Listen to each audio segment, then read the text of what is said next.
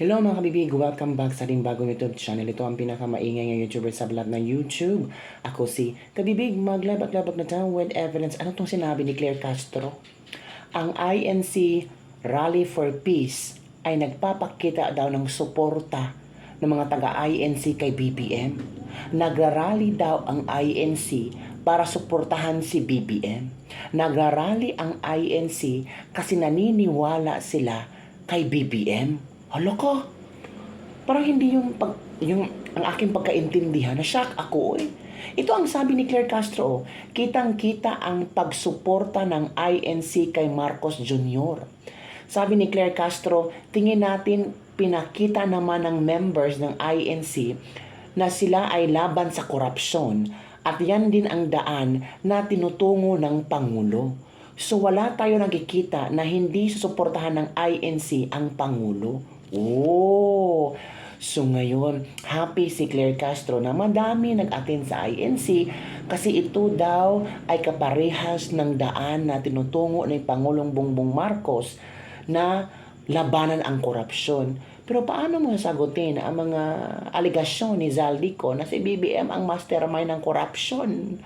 Hala ka, paano to gagawin, oy? Nako, parang na-shock lang ako ba sa mga statement ni Claire Castro na ano daw, si Marcos Jr. ay nakatutok at na minomonitor ang rally kasi daw ang rally na ito ay nagpapakita ng suporta kay BBM. Wow, ganun ba? Wala ko kabibig, hindi ko naramdaman yan kasi hindi sumisigaw ng Marcos resign ang INC. Dahil ang isinisigaw ng INC ay accountability and transparency, para yatang pinagloloko ni Claire Castro ang kayang sarili. Kung iintindihin mo kung ano ang isinisigaw ng INC, para ito sa amo niya, para magising ang amo niya, oy, galaw-galaw naman dyan. Hanapan mo ito ng solusyon. Ipakulong mo ang dapat ikulong, managot ang dapat managot. Hindi ito para pagsuportahan si BBM. Ano bang ginawa ni BBM? Ang ICI kabibig, yung imbis, yun ba? Proud na si BBM sa ICI niya? Kumusta naman ang ICI niya? Hindi nga niya pangkasuhan ang kanyang pinsan na si Martin Romualdez kasi hindi daw klaro ang mga ebidensya. Kaya proud si Claire Castro at si BBM ngayon, itong INC Peace Rally ay para sa kanya. Rally sila in support of BBM's action in finding the truth. Naku po, parang hindi ko na kaya yung mga pinagsasabi nila. Oy, ano ba talaga? Oy, ang gulo-gulo. So kung, for example, ang INC ay sumisigaw ng Marcos resign, happy din si Claire Castro. Eto si Marcoleta at ilang mga leader ng INC, bahala ka nang makinig kung sino ang pinariringgan nila. At bahala kayo. Watch this video mga kabibig. Lumabas ang video ni Zaldico.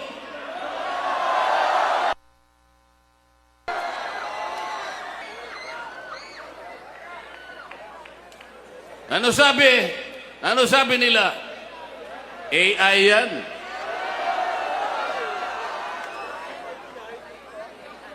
Ano? Sasagkain na naman nila yung transparency. Palalabuin na naman nila. Para sa ganon, yung accountability ay hindi natin may pipilit. AI ba yun? Yung AI walang anino eh. Nakikita ko yung anino ni Zaldico.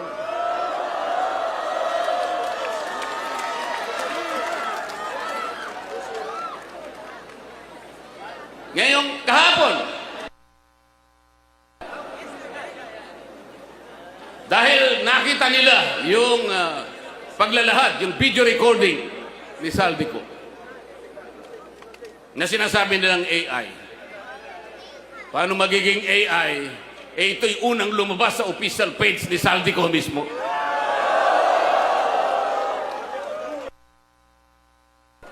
Nagpalabas ng statement ang ombudsman. Ano sabi nila? Kahapon lang ito. Para bago namin tanggapin yan.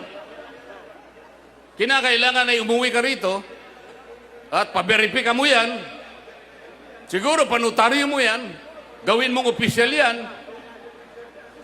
Lahat na po ng requirements ngayon ay kanilang hinihiling. Nakalimutan nila sa mismong charter ng ombudsman, yung mismong batas na gumawa sa opisina ng ombudsman. Pwede kang maghain ng complaint sa anumang kaparaanan at anumang forma. Kahit anonymous tatanggapin. Paano natin may papalitaw ang transparency at magkaroon ng accountability sa ating bansa kung ang namumuno sa Ombudsman Office na dating Secretary ng Department of Justice at ang kanyang Prosecutor General, sila ang unang taga-usig, sila ang unang dapat magsampa ng naukol na kaso para sa ganun mapanagot natin ang nagkasala. Sila pa ang nangunguna para pagtakpan lahat ito. Papayagan po ba natin yan? Hindi ba iniinsulto nila tayo niyan? Papayag ba kayong mainsulto?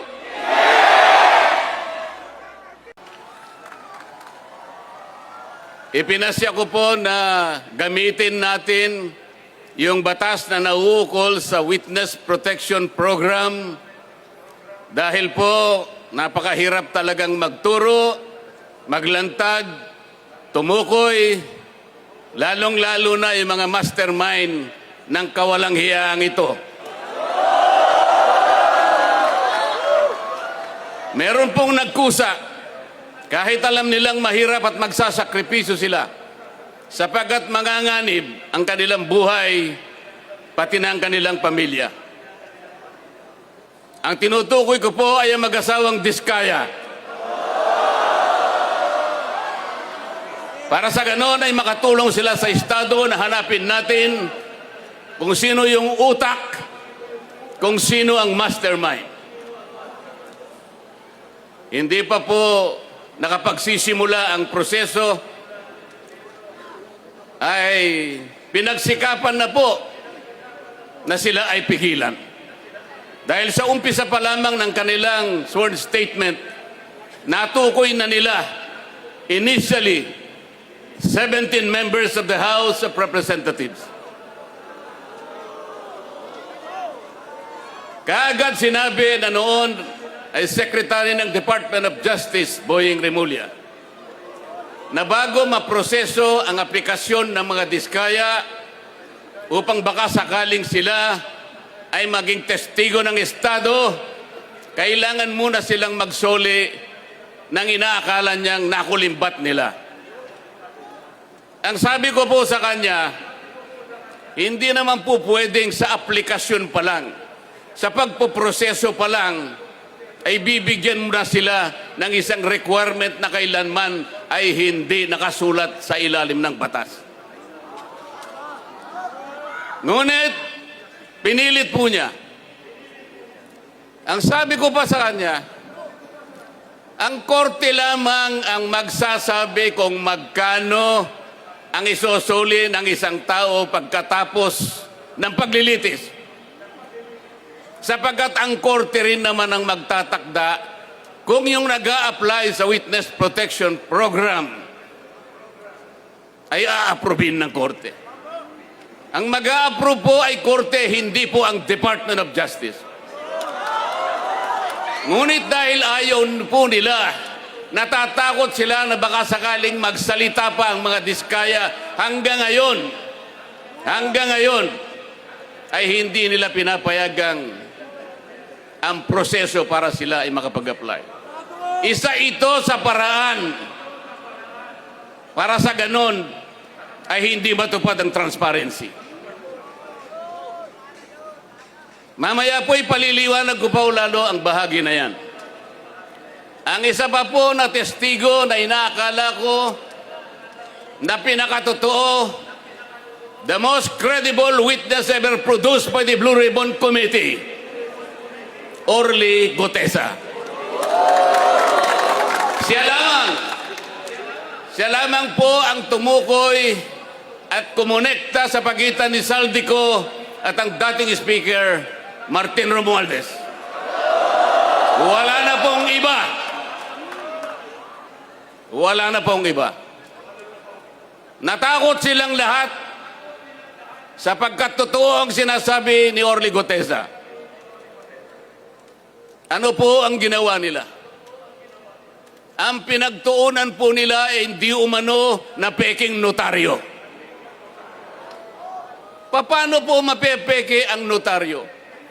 Tayo pong lahat, saksi sa umiiral na mga pangyayari sa pagnonotaryo. Pumunta kayo sa malapit na City Hall, makikita nyo ang nakalinyang mga notary publics.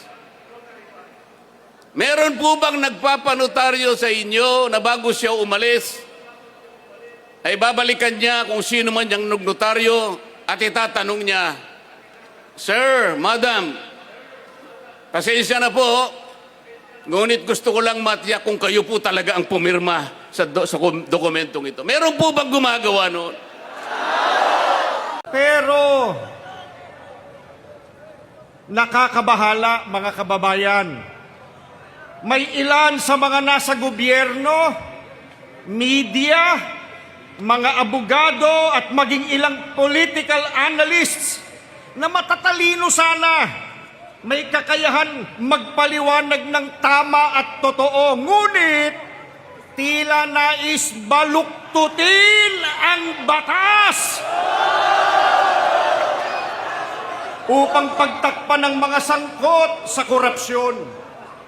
Hindi po ba ito ang tuwirang kabaligtaran ng transparency na hinihingi ng taong bayan? Lalo pong nakakabahala na kung sino pa yung tumitistigo para matunton yung mastermind ng korupsyon, sila pa ang iniimbestigahan, sila pa naiskasuhan.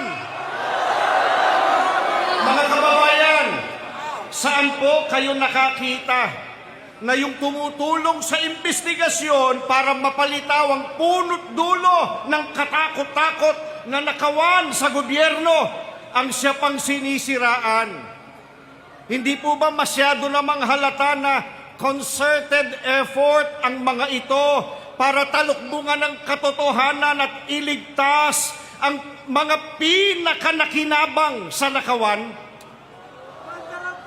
Meron tayong pwedeng sabihin sa kanila, halata kayo. Ano nga sila? Ano nga? Hanggang sa dulo, iparinig natin sa kanila. Ano yon?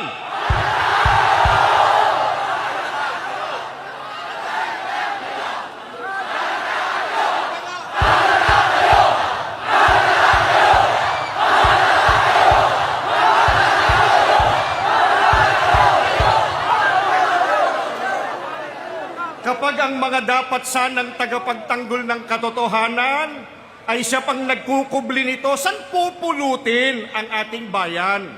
Mga kababayan, payag po ba kayo na itago sa atin ang investigasyon at pakawalan ng mga tunay na mastermind ng korupsyon? Payag ba kayo?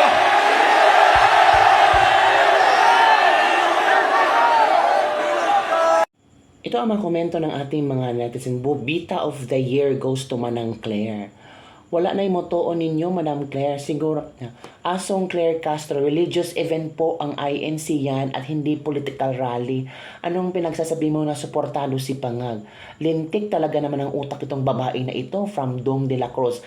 Ba't niya sasabihin sinusuportahan ng INC si Bongbong Marcos sa paglaban ng corruption? Siya yung ipinoprotesta nila na corrupt at magnanakaw. Yun nga ang pagkaintindi. Parang maro-maro din si Claire, oy.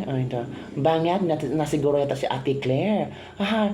Gusto lang talagang may ma-connect si Claire Castro at sasabihin ng mga tao na talagang INC ay for BBM. Lumipad na naman ang utak ni Madam Claire. Baliktad yata ang utak ni Claire Castro. Saan kaya galing planeta to? Alugin sana ang utak mo ng Diyos si Claire at matauhan ka at makapag-isip ng matino. inuto ka lang ng amo mo in exchange of money. Enjoy mo, Claire. Minsan ka lang magkaroon ng bilyones para sa dignidad mo. Uy, from Ligaya Villostas. Napakatanga mo naman, Claire Castro, sa kaadikan mo. Ay, adik ba? Baliktad na ang pag-iisip. Anong suporta ang pinagsasabi mo? Dapat mahiya na kayo at umalis na sa pwesto. Ang kapal talaga ng pagmumukha niyong mga magnanakaw. From Anisito Tiongson.